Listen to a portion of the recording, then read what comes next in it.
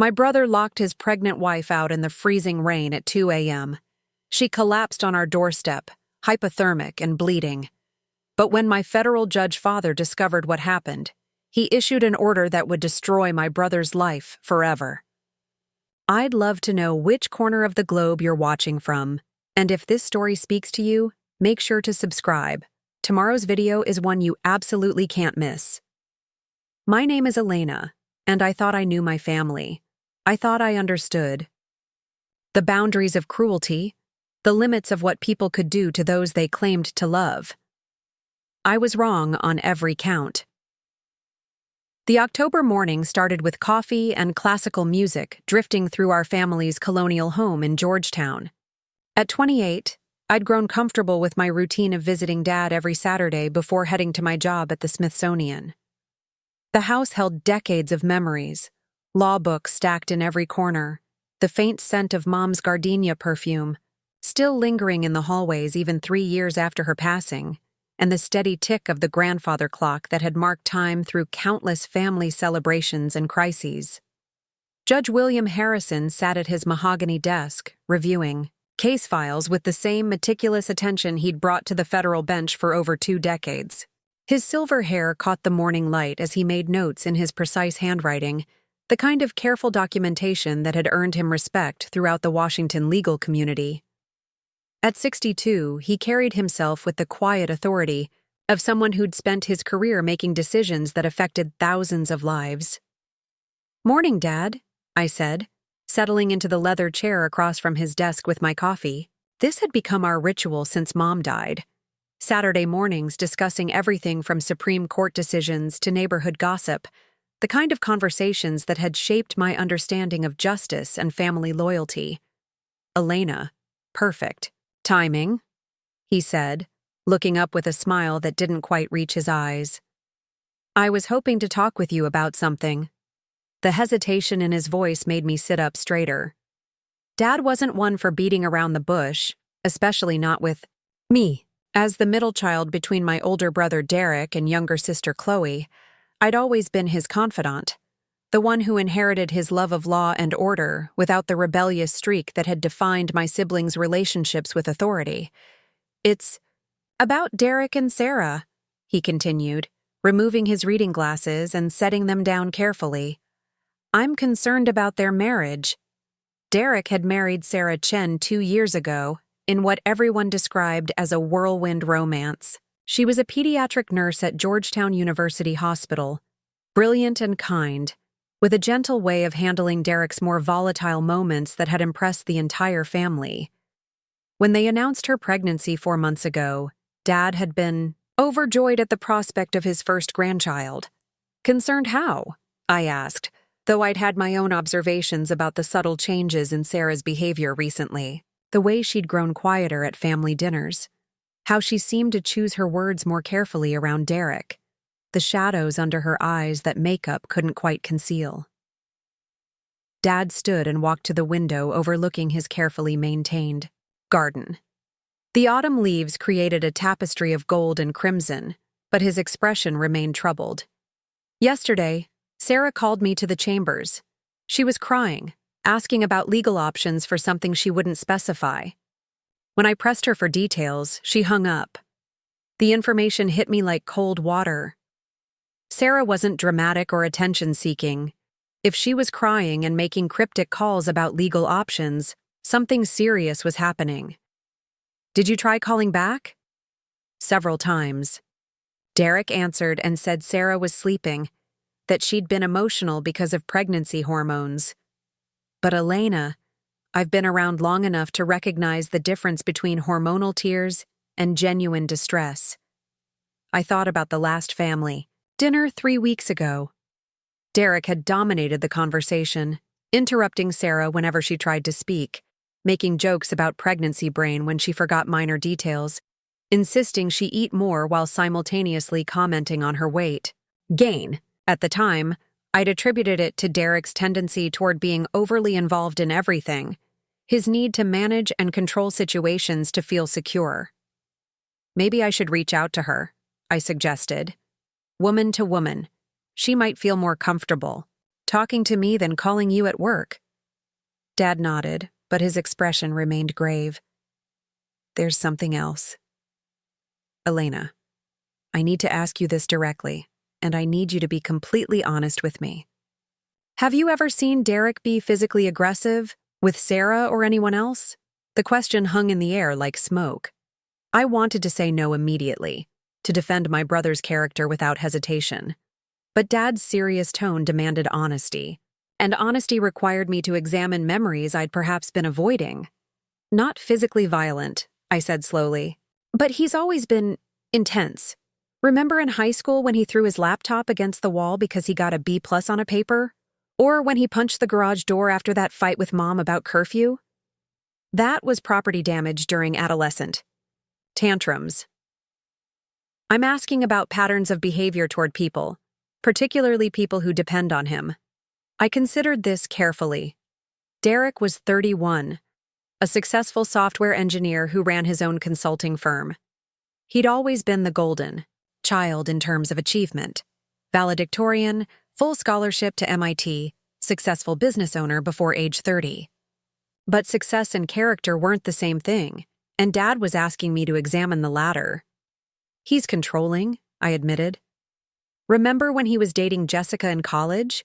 He got angry when she wanted to study abroad for a semester, said it showed she didn't prioritize their relationship, and with Sarah, he's very involved in her decisions, what she eats, where she goes, who she spends time with." Dad's expression darkened. "That's not involved, Elena. That's control. And control can escalate, especially during stressful periods, like pregnancy when the stakes feel higher to the controlling partner." The grandfather clock chimed 9 times, marking another hour in what was becoming a very different Saturday morning than I'd anticipated.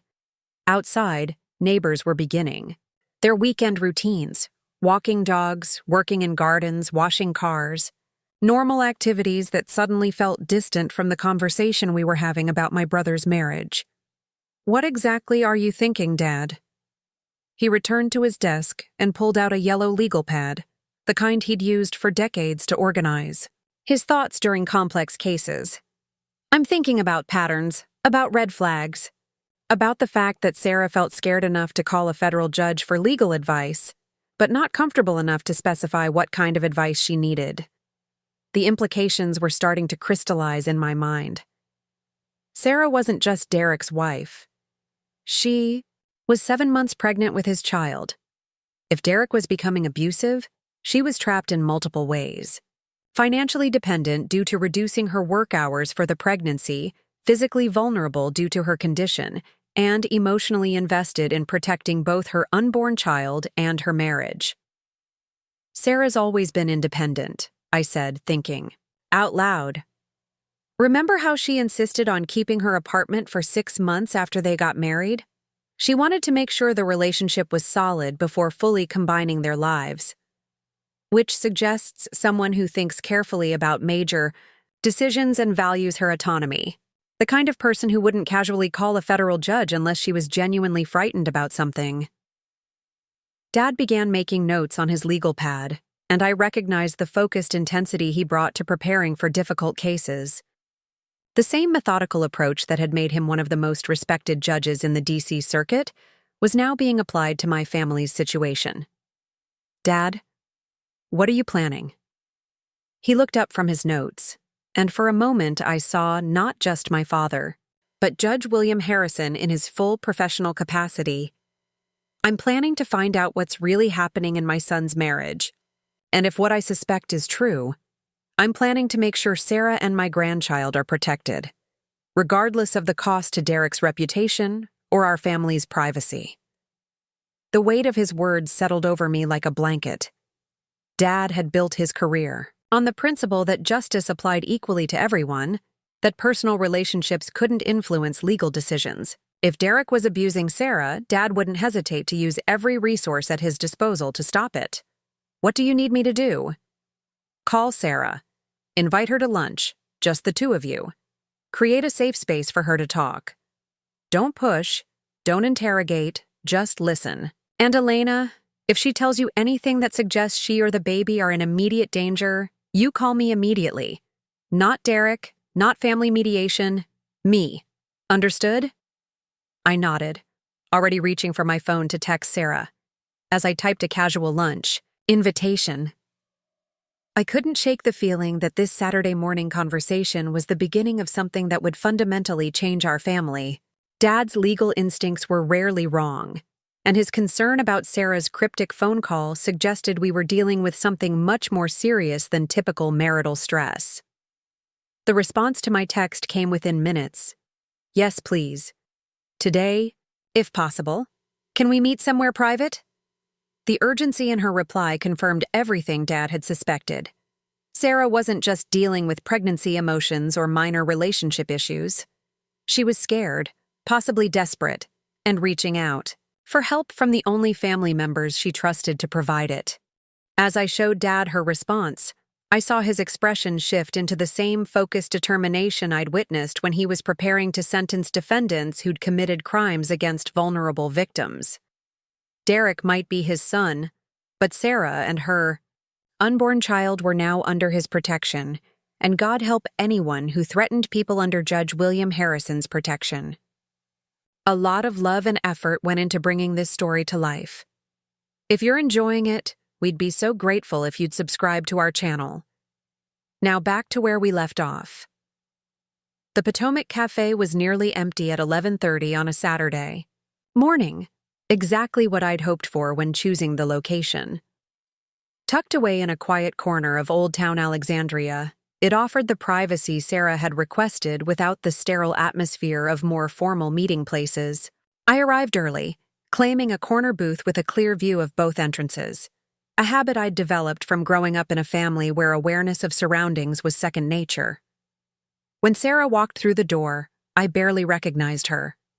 The confident, radiant woman who'd married my brother had been replaced by someone who moved carefully, deliberately, as if every step required conscious thought. Her maternity dress, while beautiful, hung loosely on her frame despite her 7-month pregnancy. Dark circles under her eyes spoke of sleepless nights, and she clutched her purse with white-knuckled intensity.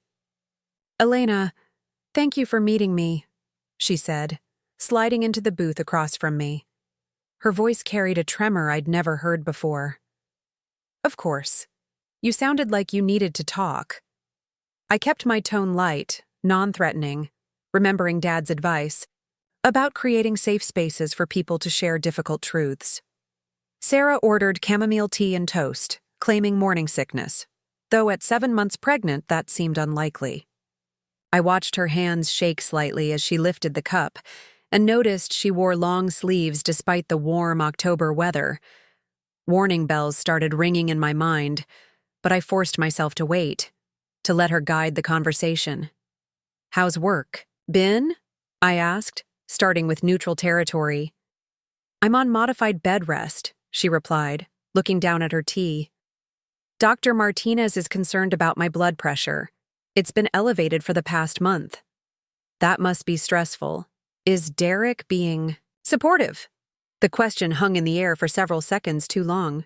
Sarah's face went through a series of micro-expressions, fear, calculation, resignation, before she settled on a careful smile that didn't reach her eyes. "Derek has very strong opinions about how I should be taking care of myself, and the baby." The phrasing struck me as odd. Not Derek is supportive, or Derek helps me, but Derek has strong opinions. The kind of diplomatic language people use when they can't say what they really mean. "Strong opinions can be helpful sometimes," I offered, leaving space for her to elaborate. "He's created a schedule for me," Sarah continued, her voice growing quieter. "When I eat, what I eat. When I rest, what activities are appropriate. He says it's because he wants what's best for us, but—" She trailed off, staring into her teacup as if it contained answers to questions she was afraid to ask. But, I feel like I'm disappearing, like I'm becoming just a vessel for his child instead of a person with my own thoughts and needs." The words tumbled out faster now, as if a dam had burst. Sarah described a marriage that had transformed during pregnancy, from partnership to dictatorship. Derek monitored her food intake, criticized her weight gain, insisted on accompanying her to every medical appointment where he dominated conversations with the doctor. He'd installed tracking apps on her phone, demanded detailed accounts of her activities, and gradually isolated her from friends and colleagues. "Last week I tried to visit my sister in Baltimore," Sarah said, her hands now visibly trembling. "Derek said the drive was too risky, that I was being selfish and endangering the baby. When I insisted, he hid my car keys and canceled my credit cards temporarily to prevent me from taking a train or rideshare. I felt my blood pressure rising. He can't just cancel your credit cards without your consent." "Actually, he can. We combined our finances when we got married, and he's the primary account holder on everything. He earns more, so it made sense at the time." Sarah's laugh was hollow, bitter. "I have access to a small household account for groceries and basics expenses, but he reviews every purchase." The picture was becoming clearer and more disturbing. Derek hadn't just become controlling during Sarah's pregnancy. He'd systematically stripped away her independence, her agency, her ability to make autonomous decisions about her own life and body. "Sarah, this isn't normal protective behavior. This is financial abuse." She flinched at the word abuse as if I'd slapped her. "It's not that simple, Elena. Derek isn't violent. He doesn't hit me or anything like that. He's just very involved, very concerned about doing everything right." I recognized the rationalization. The same kind of minimization I'd seen in domestic violence cases Dad had presided over. The abuser's behavior was reframed as care, concern, protection, anything except what it actually was: control through intimidation and isolation. "Sarah, abuse isn't just physical violence. What you're describing, financial control, social isolation, monitoring your activities, making unilateral decisions about your health care, these are all forms of abuse." Tears started flowing down her cheeks, confirming what I'd suspected. Some part of Sarah knew exactly what was happening to her, but naming it made it real, made it something she'd have to confront instead of endure. I keep thinking if I can just get through the pregnancy, things will go back to normal. Derek's stressed about becoming a father, about the financial responsibility, about making sure everything goes perfectly. Once the baby comes and he sees that we're both okay, maybe he'll relax. "Has Derek ever hurt you physically?" I asked gently.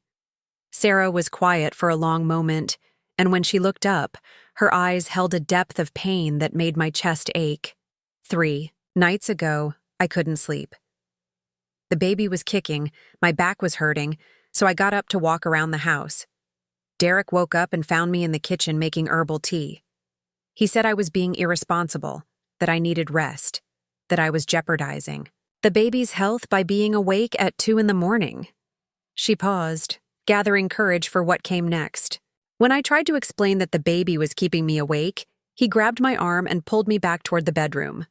Hard enough to leave bruises.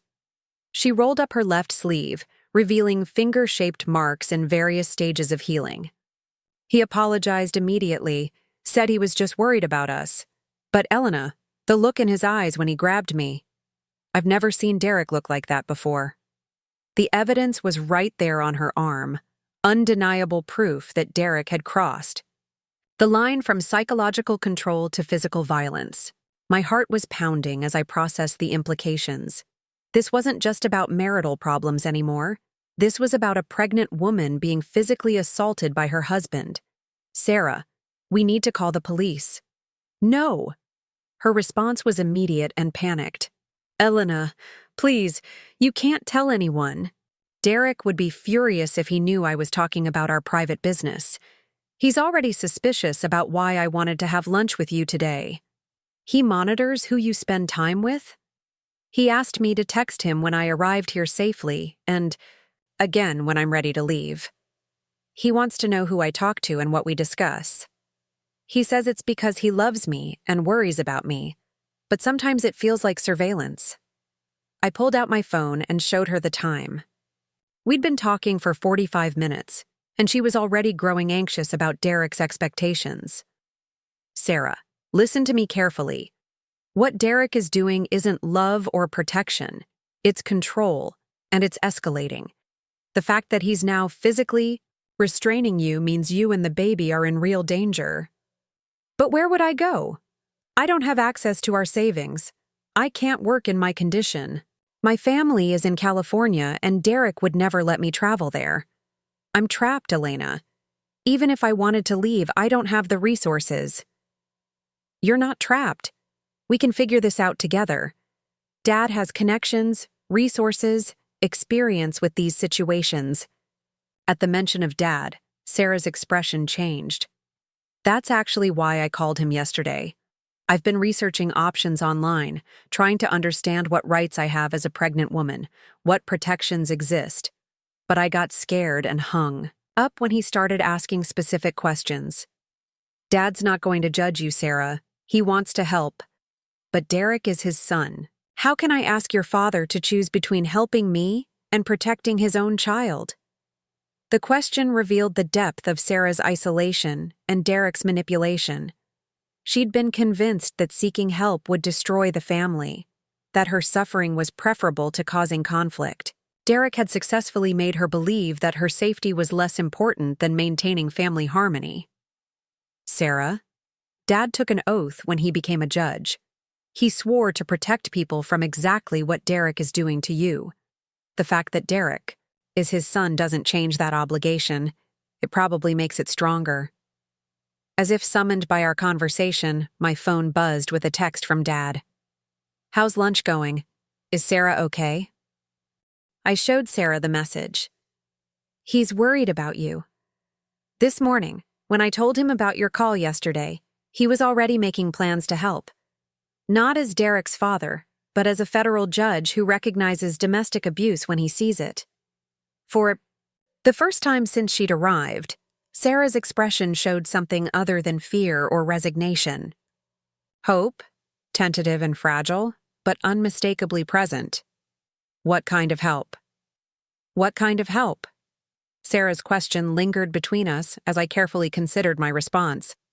Dad's resources as a federal judge were extensive, but explaining the full scope might overwhelm someone already operating from a place of fear and exhaustion. Legal protection, safe housing, financial resources, witness protection if necessary, I said. Dad has worked with domestic violence cases for 20 years.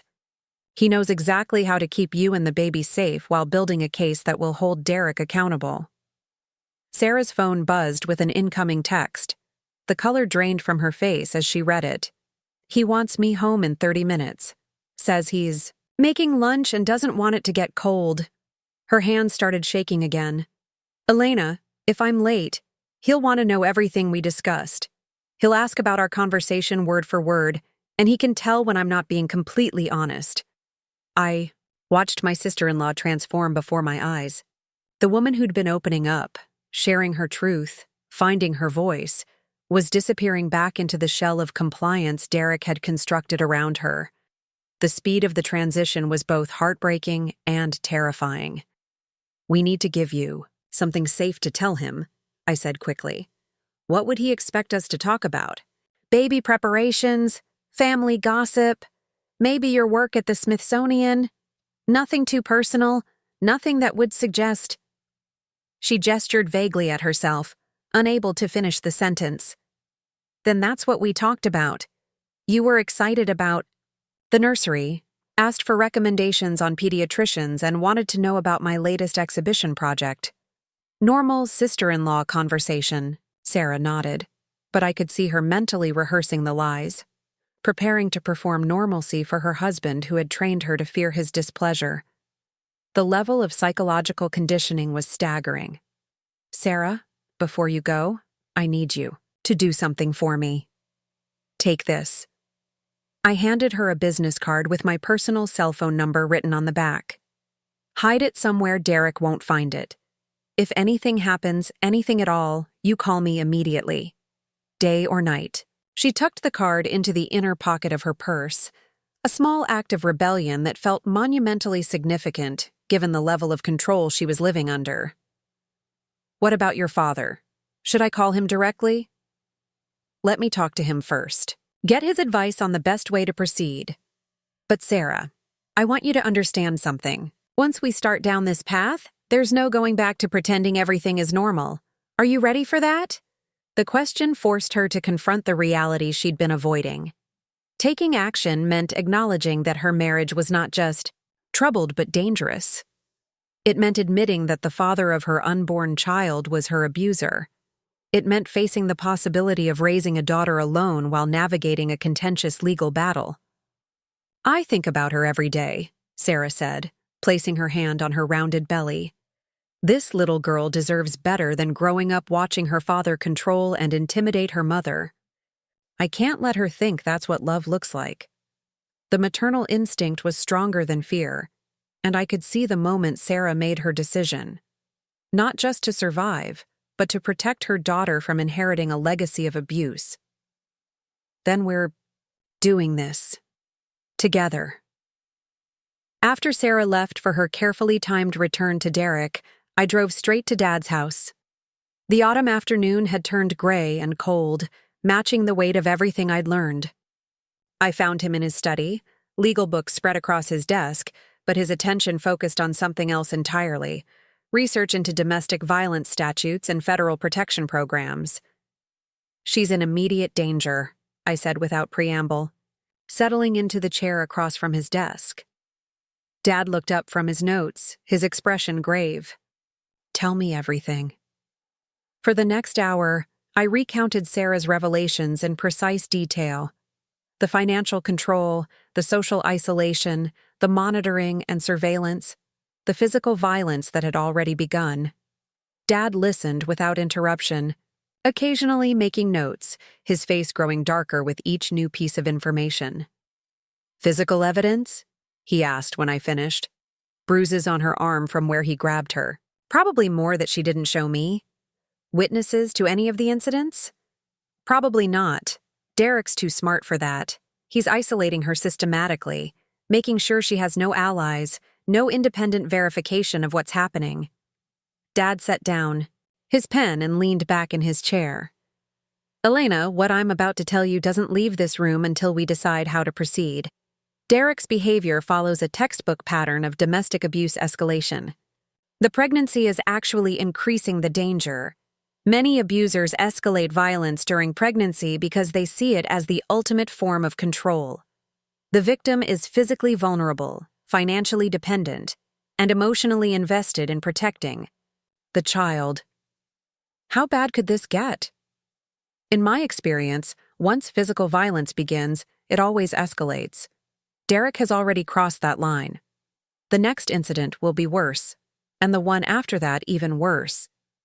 Sarah's at the most dangerous stage of an abusive relationship, the period right before the victim either escapes or gets seriously injured. The clinical precision of his analysis was chilling.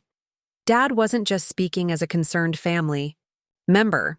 He was drawing on 2 decades of judicial experience with domestic violence cases that had ended in tragedy. What are our options? Dad pulled out a fresh legal pad and began outlining a strategy with the methodical approach that had made him one of the most respected jurists in the federal system. Immediate protection first.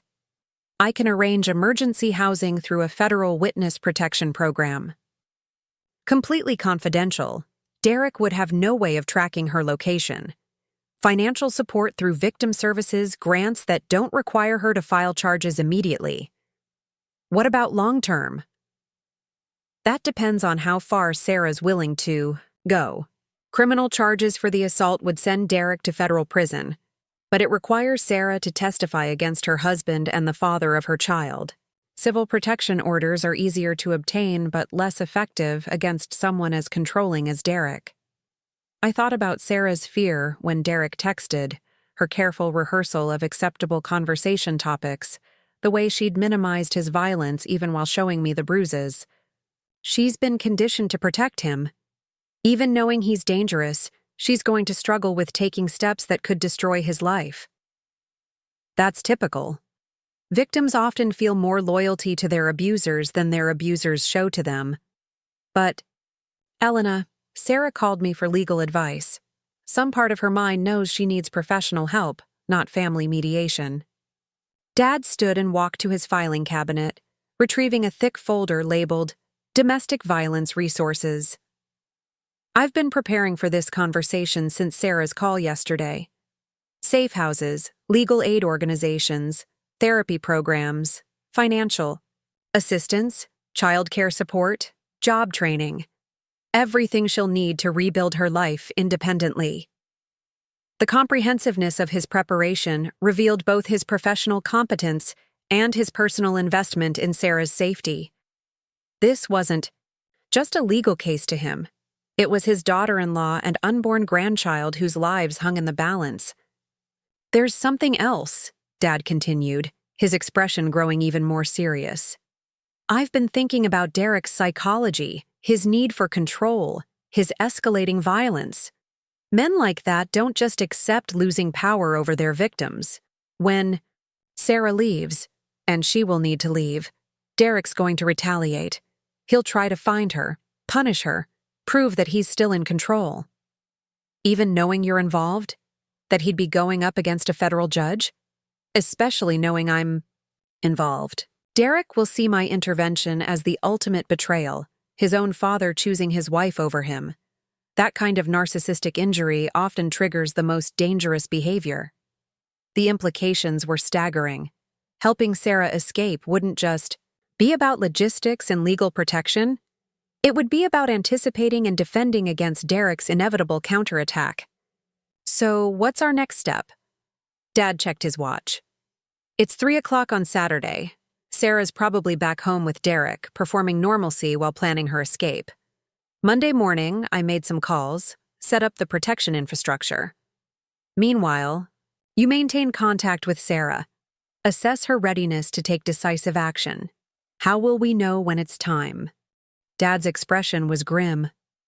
Based on the escalation pattern, Derek will create the timeline for us.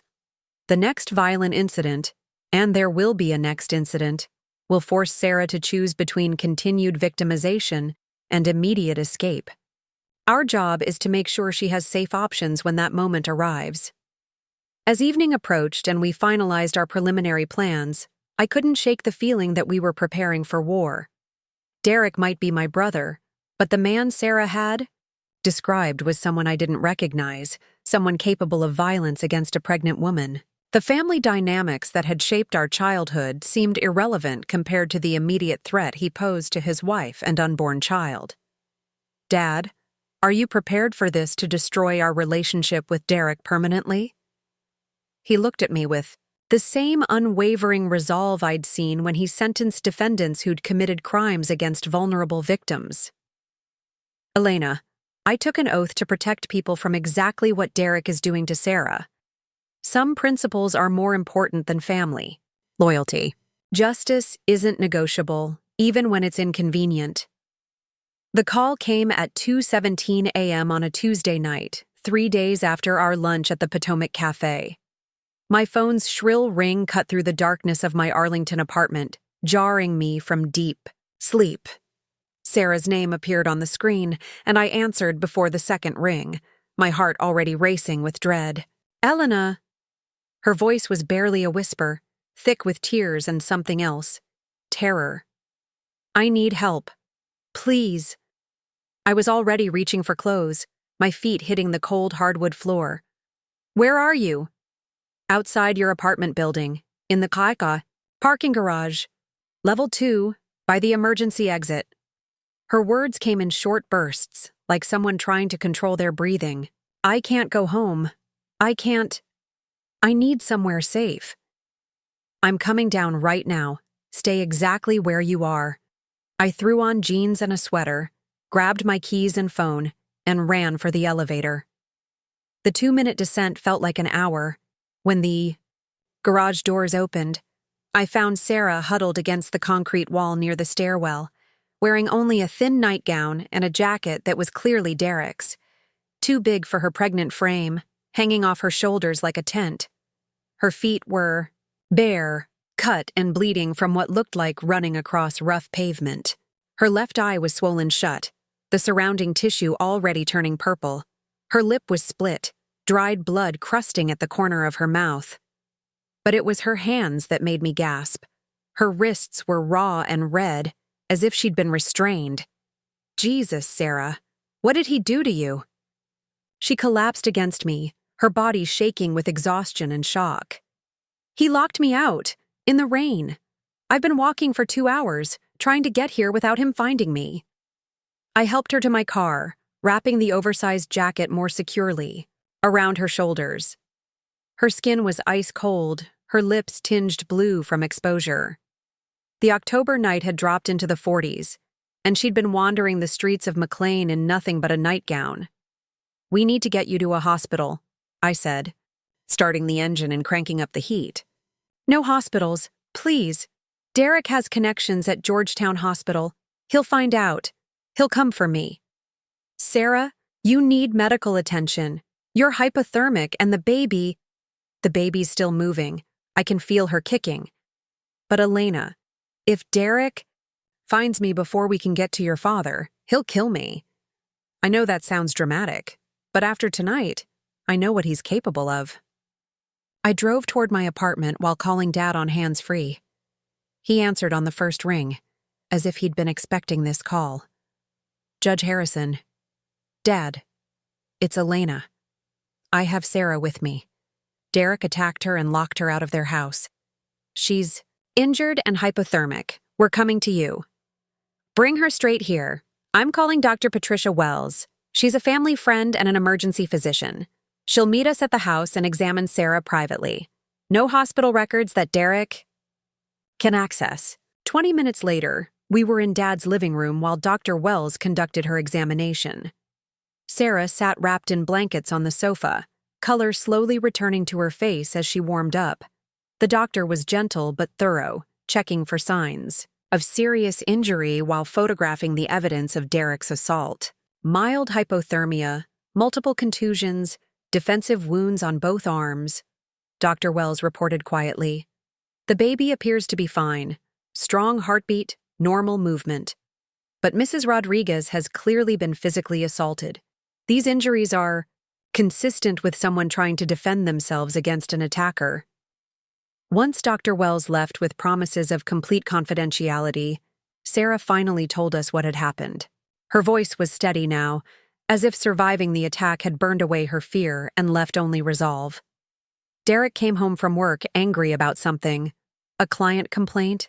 A delayed project? I couldn't tell. He'd been drinking, which always makes him more volatile. I was in the nursery folding baby clothes, trying to stay out of his way. She paused, unconsciously touching her swollen eye.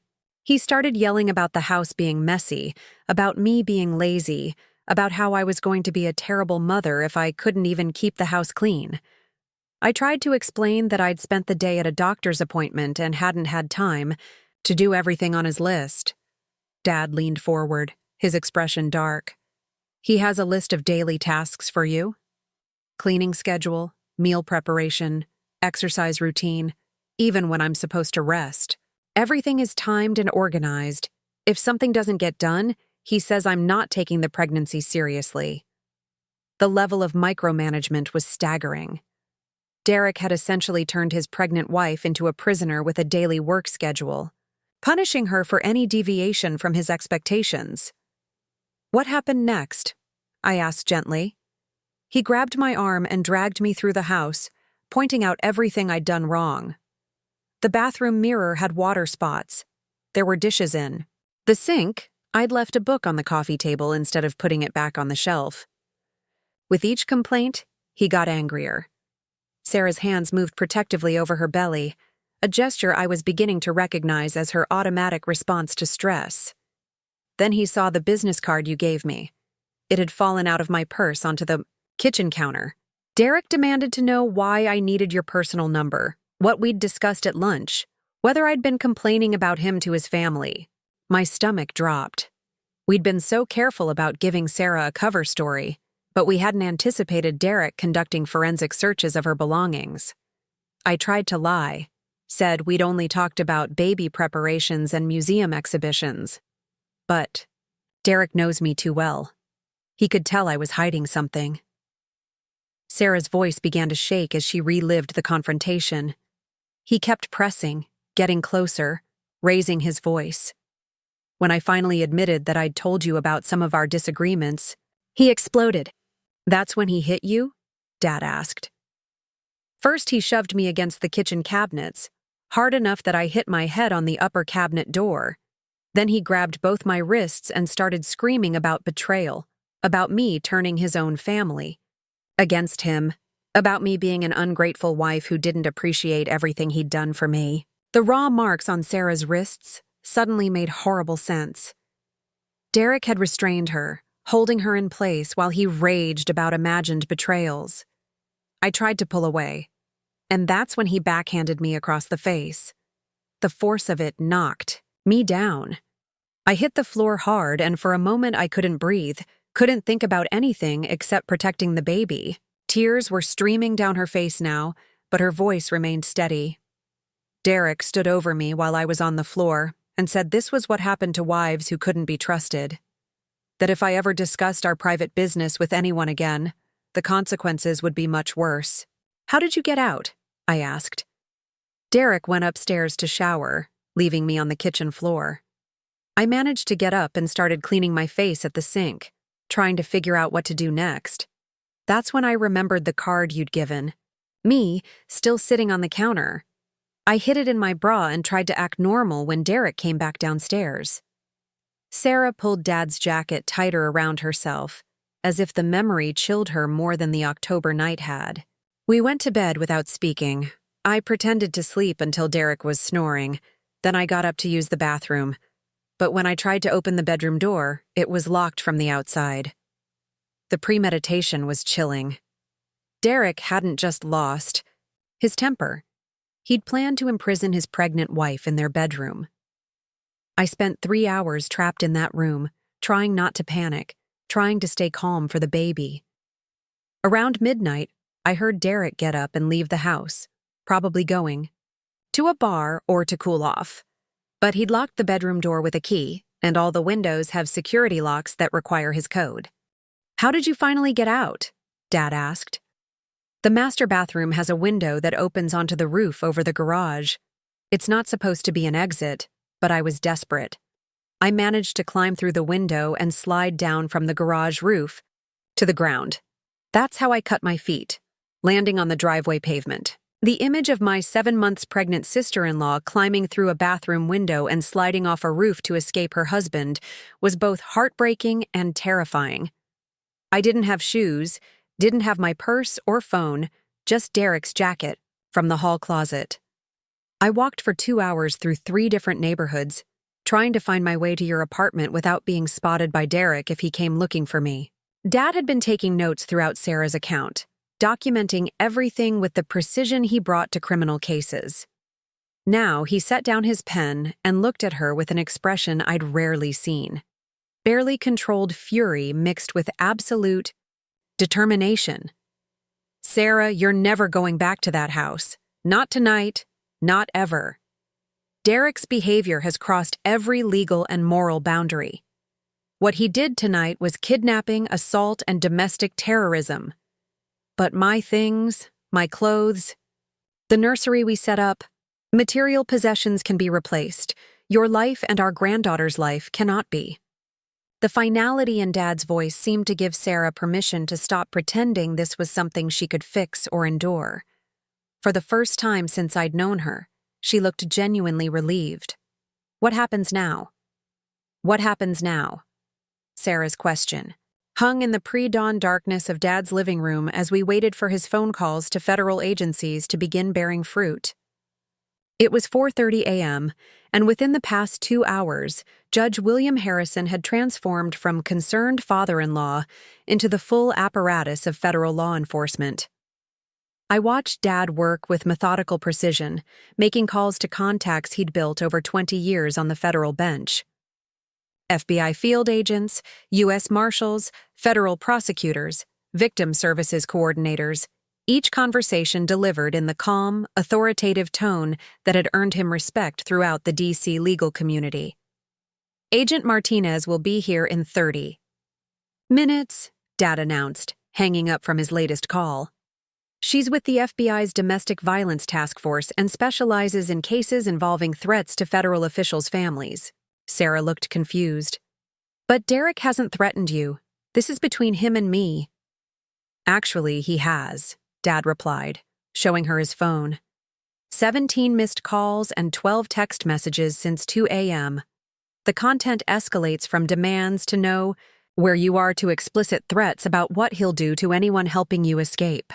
The messages made for chilling reading. Derek's texts started with seemingly reasonable requests. Dad, Sarah's missing. Have you seen her? I'm worried about the baby. But they quickly devolved into accusations and threats. You're turning my wife against me. This is family business, stay out of it. And finally, if you don't tell me where she is, you'll regret interfering in my marriage. The moment Derek threatened a federal judge, this became a federal case, Dad explained. He's no longer just an abusive husband, he's someone making threats against a federal official in connection with the performance of official duties. Agent Carmen Martinez arrived precisely at 5 a.m., accompanied by 2 other federal agents and a victim services coordinator named Rebecca Chen. Agent Martinez was a woman in her early 40s with the kind of calm competence that immediately put Sarah at ease. She'd clearly handled hundreds of similar cases. Mrs. Rodriguez, I'm Agent Martinez. I understand you've been through a traumatic experience, but I need to ask you some detailed questions about your husband's behavior and tonight's assault. Everything you tell us will be used to build a case that protects you and your unborn child. For the next 2 hours, Agent Martinez walked Sarah through a comprehensive interview, documenting not just the previous night's attack, but the entire pattern of escalating abuse. The financial control, the social isolation, the monitoring and surveillance, the gradual erosion of Sarah's autonomy. Every detail was recorded and cross-referenced with federal domestic violence statutes. Mrs. Rodriguez, based on what you've told me, your husband has committed multiple federal crimes, interstate threats, conspiracy to deprive civil rights, assault on a family member of a federal official, and unlawful restraint with intent to terrorize. What does that mean in practical terms? Sarah asked. Rebecca Chen, the victim services coordinator, leaned forward. It means Derek will be arrested on federal charges that carry mandatory minimum sentences. But more importantly for you, it means access to federal witness protection, emergency housing, financial assistance, legal representation, and medical care, all completely confidential. The scope of federal resources was impressive. Within hours of Sarah's escape, an entire infrastructure was being mobilized to protect her and prosecute Derek. Dad's position had opened doors that would have taken weeks or months for civilian domestic violence victims to access. There's something else? Agent Martinez continued. We've been monitoring Derek's communications since Judge Harrison reported the threats. He's not just looking for you randomly, he's conducting a systematic search using resources that suggest this was planned. She opened a tablet and showed us surveillance photos taken from Derek's house. Derek has a detailed map of the D.C. area with your known associates marked, Elena. Your apartment, your workplace, friends' houses, family members' addresses. He's also withdrawn $15,000 in cash from various accounts, suggesting preparation for an extended search. The methodical nature of Derek's hunt was terrifying. This wasn't a distraught husband randomly driving around looking for his missing wife. This was a calculated campaign to track down and reclaim what he viewed as his property. He's also made contact with a private investigator, Agent Martinez added. Someone with questionable ethics who specializes in locating people who don't want to be found. We're monitoring those communications as well. Dad stood up from his chair, and I could see the transition into his full judicial authority. Agent Martinez, I want Derek arrested immediately. Today, before he can locate Sarah or escalate his threats against federal officials. We're already preparing the arrest warrant, Your Honor. Derek Rodriguez will be taken into federal custody by noon today, but I need to warn you, Arresting Derek will likely trigger his most dangerous behavior. Men like your son often view arrest as the ultimate betrayal and respond with extreme violence against anyone they blame for their situation. What kind of precautions are we talking about? I asked. Rebecca Chen consulted her notes. Immediate. Relocation for Sarah to a federal safe house. New identity documents. Secure communication methods. And complete isolation from any location Derek might think to search.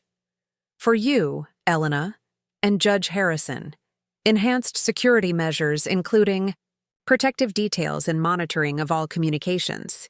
The reality was sinking in. Helping Sarah escape Derek wasn't just going to be a matter of legal paperwork and safe housing. We were essentially going into hiding from my own brother, who was apparently willing to use professional investigators and federal law enforcement resources to hunt down his pregnant wife. How long does this kind of protection typically last? Sarah asked. Until Derek is convicted and incarcerated, or until he demonstrates through a significant period of compliance that he's no longer a threat, Agent Martinez replied. Given the severity of his behavior and the federal charges he's facing, we're looking at a minimum of 18 months, possibly several years. The timeline meant Sarah would give birth while in federal protection, raise her daughter's first years under an assumed identity, and potentially spend years looking over her shoulder for signs that Derek had found them. There's one more issue we need to discuss, Agent Martinez said carefully. Derek's business gives him access to significant financial resources and connections throughout the construction industry. Men in his position sometimes hire people to locate family members who've disappeared. We need to prepare for the possibility that Derek will use illegal methods to find you. What kind of illegal methods? Dad asked. Bribing government employees for access to protected databases, hiring criminals to conduct surveillance, making threats against other family members to force disclosure of Sarah's location. We've seen cases where abusers have spent hundreds of thousands of dollars and years of effort trying to track down victims who escaped federal protection. The conversation was becoming surreal. We were discussing Derek as if he were a mob boss or international criminal rather than my brother who'd grown up in the same Georgetown house, attended the same family dinners, and shared the same childhood memories. Agent Martinez, Dad said. I want to be clear about federal commitment to this case. Derek is my son, but he's also a dangerous criminal who's made threats against federal officials and assaulted a pregnant woman. I expect the full weight of federal law enforcement to bear against him. Understood, Your Honor. This case will receive priority attention from our task force. As the meeting concluded and arrangements were made for Sarah's immediate relocation, I found myself alone with her for a few minutes while the federal agents finalized logistics. Are you having second thoughts? I asked. Sarah looked down at her hands, still bandaged from Dr. Wells' examination. I keep thinking about the Derek I fell in love with, the man who brought me flowers every Friday, who stayed up all night when I had food poisoning, who cried when we found out I was pregnant. Part of me wonders if that person is still there somewhere. That person was never real, Sarah. It was a performance Derek put on to win your trust. The controlling, violent man you escaped from last night, that's who Derek really is. I know. Logically, I know that. But emotionally, it feels like I'm destroying the father of my child, breaking up our family, ruining Derek's life over one bad night. The self-doubt was heartbreaking, but predictable. Even after everything Derek had put her through, Sarah was still more concerned about his welfare than her own safety. Sarah, you didn't ruin Derek's life. Derek ruined his own life when he chose violence over love. You're saving your daughter from growing up watching her father abuse her mother. That's not destroying a family. That's protecting one. Agent Martinez returned with final arrangements. Mrs. Rodriguez, transport arrives in 1 hour. You'll be taken to a secure facility where you'll receive new identity documents, secure housing, and comprehensive support services. Judge Harrison and Elena will be briefed on communication protocols that allow contact without compromising your location. As Sarah gathered the few belongings she'd managed to escape with, I realized this might be the last time I saw her for months or years. Federal protection meant complete separation from her previous life, including relationships with family members who might inadvertently reveal her location. "Take care of yourself and my niece," I said, hugging her carefully to avoid aggravating her injuries.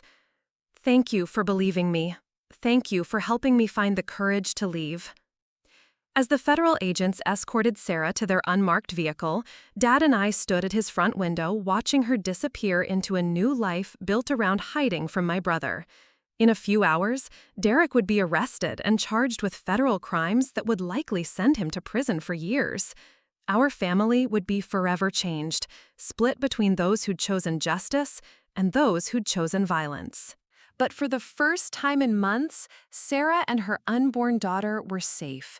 And in the end, that was all that mattered. Derek's arrest happened at his construction company office at 11:47 a.m., exactly as Agent Martinez had promised. I wasn't there to witness it, but the security footage would later become evidence in his federal trial. 12 FBI agents surrounded the building while Derek was in a client meeting, discussing renovations for a luxury hotel in downtown McLean. According to witnesses, Derek initially tried to maintain his composure, asking the agents if there had been some mistake, suggesting this was a misunderstanding that could be resolved with a phone call. But when Agent Martinez read the federal charges, assault on a family member of a federal official, interstate threats, unlawful restraint, conspiracy to deprive civil rights, his facade cracked completely. The security cameras captured Derek screaming about his missing pregnant wife, demanding to know where they had hidden Sarah, threatening legal action against the FBI for harassment. By the time the agents placed him in handcuffs, he was making specific threats against Dad, against me, and against anyone who had stolen his wife and unborn child. Dad received the call confirming Derek's arrest while we were meeting with his own security detail at the federal courthouse. Within hours of Sarah's escape, our lives had been transformed by the reality of enhanced federal protection. U.S. Marshals now escorted Dad to and from chambers, his home was under surveillance, and I had been assigned a protection detail that would monitor my movements for the foreseeable future. "It's done," Dad said, hanging up from Agent Martinez. "Derek's in federal custody. No bail hearing until tomorrow at the earliest." The relief I expected to feel was overshadowed by a strange sense of unreality.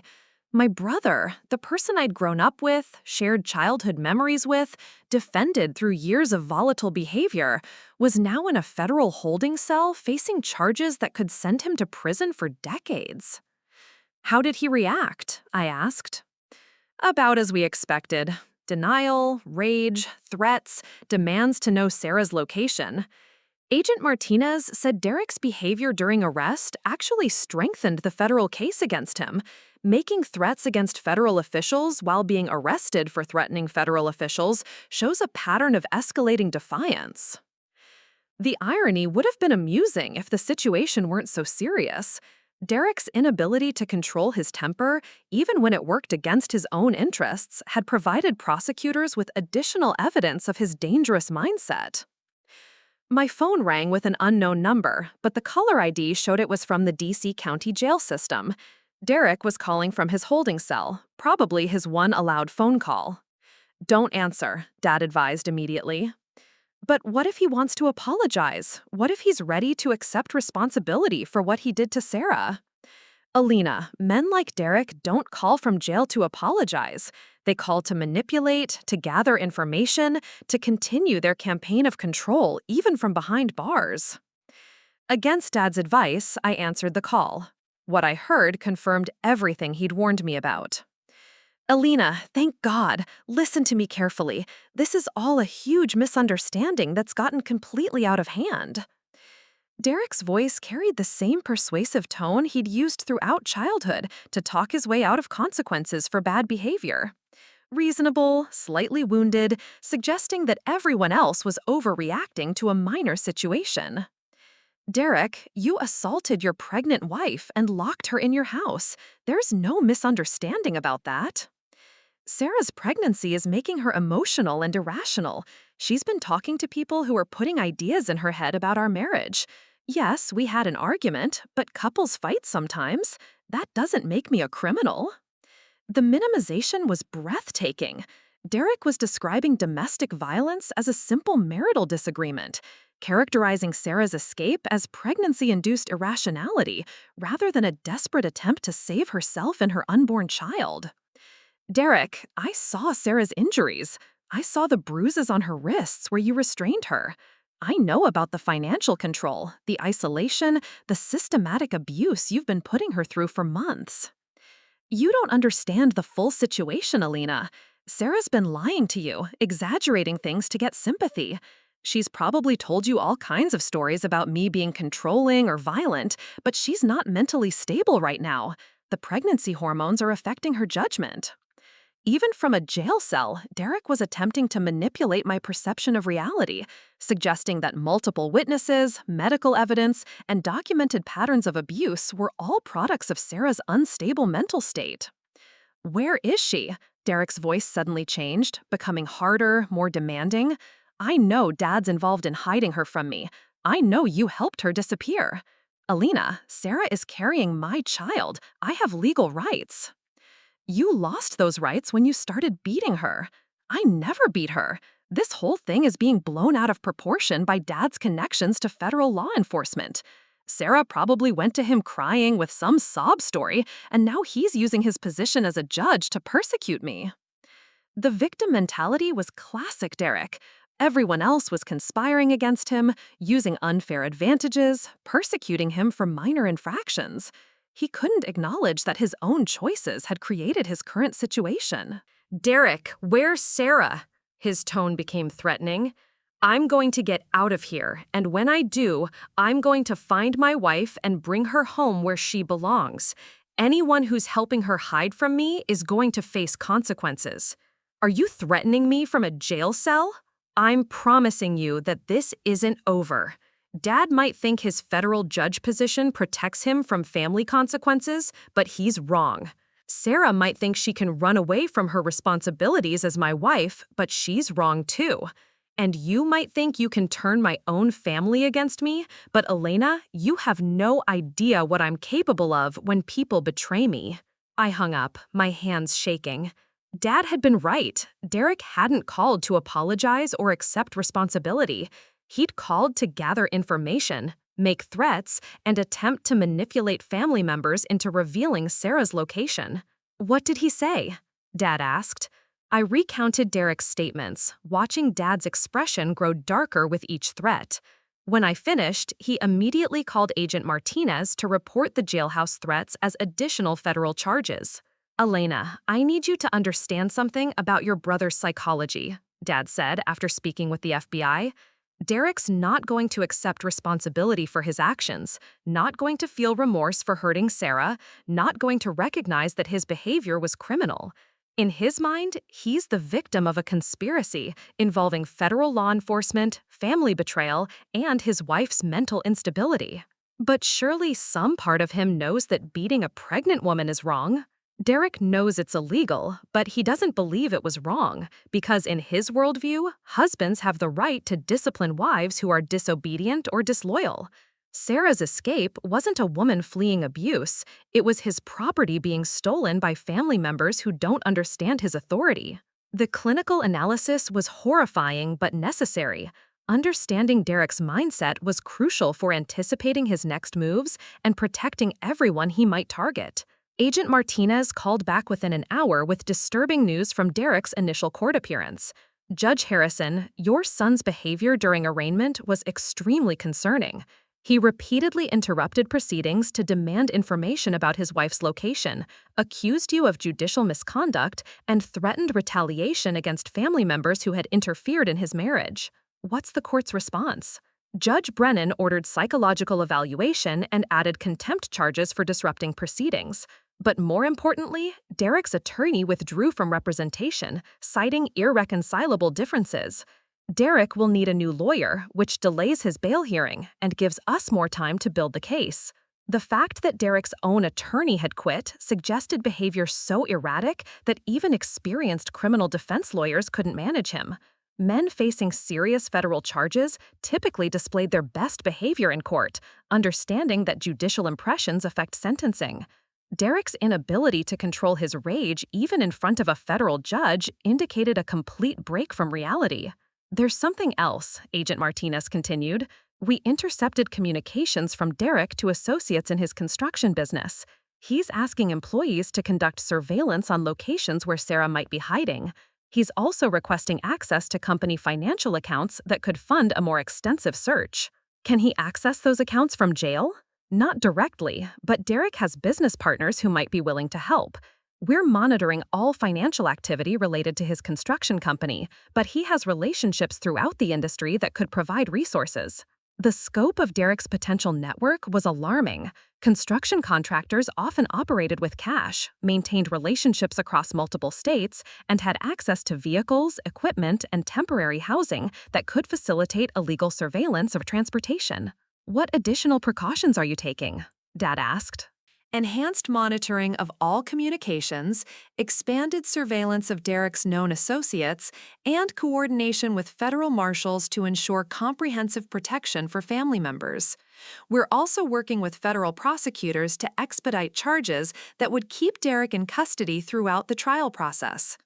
As evening approached and we returned to Dad's house under federal escort, I found myself looking at familiar surroundings through the lens of potential threat assessment. Windows that had provided pleasant views of the garden now represented security vulnerabilities. The front door that had welcomed family and friends for decades now required multiple locks and an alarm system connected directly to federal law enforcement. "Elena, I need to ask you something difficult," Dad said as we settled into his study. "Are you prepared for Derek to spend the rest of his life in federal prison? Because based on his behavior since arrest, that's the most likely outcome." The question forced me to confront the ultimate consequence of our decision to protect Sarah. Derek wasn't going to accept a plea deal, wasn't going to show remorse, wasn't going to demonstrate rehabilitation. His threats and manipulation attempts from jail had eliminated any possibility of leniency.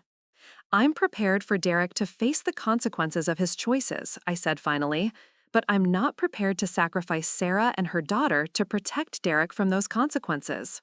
Dad nodded, but his expression remained grave. "Derek's going to spend years planning revenge against everyone he blames for his situation. Even from prison, he'll be dangerous to our family. This isn't ending with his conviction, Elena. This is just the beginning of a much longer battle." Outside, federal agents maintained their vigil while my brother sat in a jail cell, plotting retaliation against his own family for the crime of protecting his victims. The Derek I'd grown up with was gone, replaced by someone whose hatred had consumed every trace of the brother I'd once defended. But for tonight, Sarah and her unborn daughter were safe, and sometimes that was the only victory available. 18 months later, I stood in the visitor's room of a federal courthouse in Richmond, Virginia, holding my 3-month-old niece, Isabella, while Sarah prepared to testify in Derek's sentencing hearing. The baby had been born in federal protection under the name Sarah Mitchell, but today she would hear her real story for the first time when her mother faced the man who had terrorized them both. Derek's federal trial had lasted 6 weeks, during which prosecutors presented overwhelming evidence of systematic domestic abuse, financial control, physical violence, and threats against federal officials. The jury deliberated for less than 4 hours before returning guilty verdicts on all charges. Now, 3 weeks later, we were here for the final chapter, Derek's sentencing before Judge Patricia Sullivan. Sarah looked remarkably different from the terrified woman who had collapsed in my apartment building 18 months ago. Federal protection had given her time to heal, both physically and emotionally. She'd completed a nursing program while in hiding, regained her financial independence, and most importantly, learned to trust her own judgment again after years of Derek's psychological manipulation. "Are you ready for this?" I asked her. "I've been ready since the night I climbed through that bathroom window," she replied, adjusting Isabella's blanket. "Derek needs to understand that his actions have consequences, and our daughter needs to know that her mother chose safety over submission. Judge Sullivan had scheduled Derek's sentencing for the anniversary of his arrest, a symbolic gesture that hadn't been lost on anyone involved in the case. Federal prosecutors were seeking the maximum sentence, 25 years in prison without possibility of parole, based on Derek's continued threats from custody and complete lack of remorse. The courtroom was packed with federal agents, prosecutors, victim advocates, and members of Derek's construction crew who had testified about his violent behavior toward employees. Dad sat in the front row wearing his full judicial robes, having taken leave from his own court to attend Derek's sentencing. His expression was stern but sorrowful, a father watching his son face the consequences of choices that had destroyed their family. Derek entered through the defendant's door, wearing an orange jumpsuit and leg shackles. 18 months in federal custody had changed him dramatically. He'd lost significant weight, his hair was completely gray, and he moved with the careful, paranoid awareness of someone who'd learned to survive in a hostile environment. But when his eyes found Sarah holding Isabella, his expression transformed into the same possessive rage we'd seen the night of his arrest. His fourth attorney, the previous three had also withdrawn from representation, was a tired-looking public defender named James Crawford, who clearly viewed Derek as an impossible client. Crawford had attempted to negotiate plea deals multiple times, but Derek had refused all offers, insisting on his innocence and demanding information about Sarah's location. "Your Honor," Crawford began, "my client maintains that he was acting out of concern for his pregnant wife's well-being and that federal intervention was unnecessary escalation of a family dispute." Judge Sullivan looked unimpressed. "Mr. Crawford, your client was convicted by a jury of assault, unlawful restraint, financial abuse, and making threats against federal officials. This court has also received evidence of continued threatening behavior from custody. Is there any acknowledgement of wrongdoing?" Crawford consulted with Derek briefly, then shook his head. "My client believes he was exercising legitimate spousal authority and that his wife's departure was the result of manipulation by federal officials." The complete lack of remorse was stunning, but consistent with everything we'd learned about Derek's psychology. Even facing decades in prison, he couldn't acknowledge that assaulting a pregnant woman was criminal behavior. Federal prosecutor Janet Morrison rose to present the government's sentencing recommendation. Over the past year, she'd become more than just Sarah's advocate. She'd become genuinely invested in ensuring Derek could never hurt another woman. "Your Honor, Derek Rodriguez represents one of the most dangerous categories of domestic abusers, someone who views violence as a legitimate tool for controlling family members and who escalates that violence when challenged. The defendant has shown no remorse, continues to make threats from custody, and has attempted to use his business network to locate his victim." Morrison displayed exhibits showing Derek's jailhouse communications, including letters to construction industry contacts asking for help finding Sarah, attempts to hire private investigators using commissary funds, and recorded phone calls where he discussed making his family pay for their betrayal. Most concerning, Your Honor, is evidence that the defendant has been recruiting other inmates to continue his campaign of intimidation after release. Federal investigators have documented conversations where Derek discussed hiring criminals to locate his wife and daughter. This was new information to me, and I saw Sarah's face go pale. Even from federal prison, Derek was planning long-term retaliation against his family. Judge Sullivan reviewed the evidence with obvious disgust. "Mr. Rodriguez, do you wish to address the court before sentencing?" Derek stood, and for a moment I hoped he might finally show some recognition of the pain he'd caused. Instead, he used his opportunity to speak to deliver one final attack on everyone who had protected Sarah.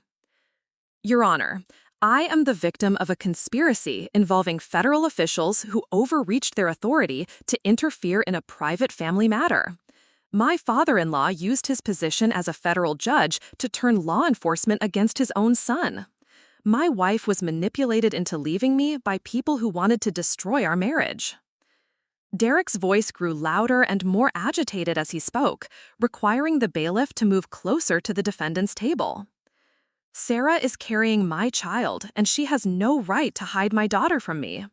When I get out of prison, I'm going to find them, and I'm going to bring them home where they belong. Anyone who helped them disappear will answer for interfering in my family. Judge Sullivan called for order as Derek continued ranting about federal persecution and family betrayal.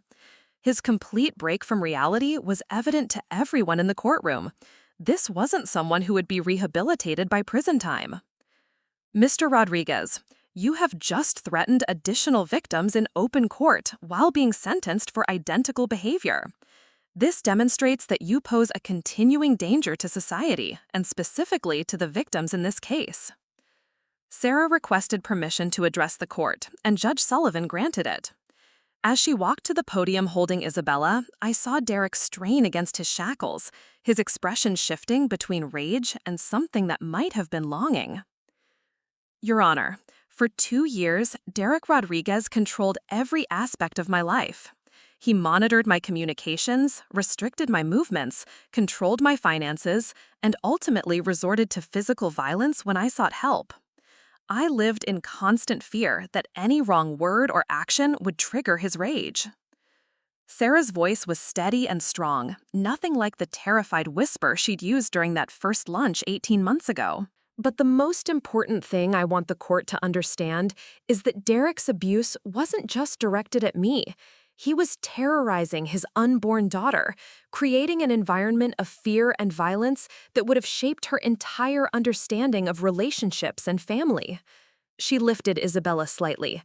This little girl will never know her father as anything other than the man who tried to hurt her mother. That's Derek's choice, not mine. He could have chosen love, support, and partnership.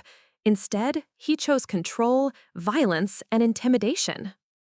Derek tried to interrupt, shouting that Sarah was lying, that she was keeping his daughter from him illegally. Judge Sullivan ordered him gagged and restrained after multiple outbursts. Derek Rodriguez will never change, Sarah continued. Even now, facing decades in prison, he's more concerned with regaining control over me than with the safety of his own child. I ask the court to impose a sentence that ensures he can never hurt another woman the way he hurt me. Judge Sullivan took a brief recess to review the evidence and sentencing guidelines. When she returned, her decision was swift and definitive. Derek Rodriguez, you have been convicted of multiple federal crimes involving domestic violence, threats against federal officials, and systematic abuse of a pregnant woman. Your behavior since your arrest has demonstrated that you pose a continuing danger to the victims and to society as a whole. Derek was ordered to stand for sentencing, but had to be supported by bailiffs due to his restraints. I hereby sentence you to 28 years in federal prison without possibility of parole, followed by 10 years of supervised probation with no contact orders protecting all victims. You will also pay full restitution for victim services and federal protection costs. The sentence was even harsher than prosecutors had requested, reflecting Judge Sullivan's assessment that Derek was irredeemably dangerous. At 33 years old, Derek would be 61 when released from prison, and even then would face a decade of restrictions preventing contact with Sarah and Isabella. As Derek was led away screaming threats and profanity, I felt a profound sense of closure. Not happiness. There was nothing happy about watching my brother destroy his life through violence and hatred, but relief that Sarah and Isabella were finally truly safe. After the sentencing, Sarah and I stood on the courthouse steps while federal agents finalized the end of her protection status. With Derek imprisoned for nearly 3 decades, she was free to resume her life under her real name, to rebuild relationships with family and friends, to raise her daughter without looking over her shoulder. What's next? I asked. Georgetown Hospital offered me a position in their pediatric intensive care unit. Isabella and I are going to get a small house in Alexandria, close enough to visit your father, but far enough to feel independent. Dad joined us on the courthouse steps, his expression mixing relief with profound sadness. Sarah, I want you to know that Derek's actions don't reflect on you or Isabella.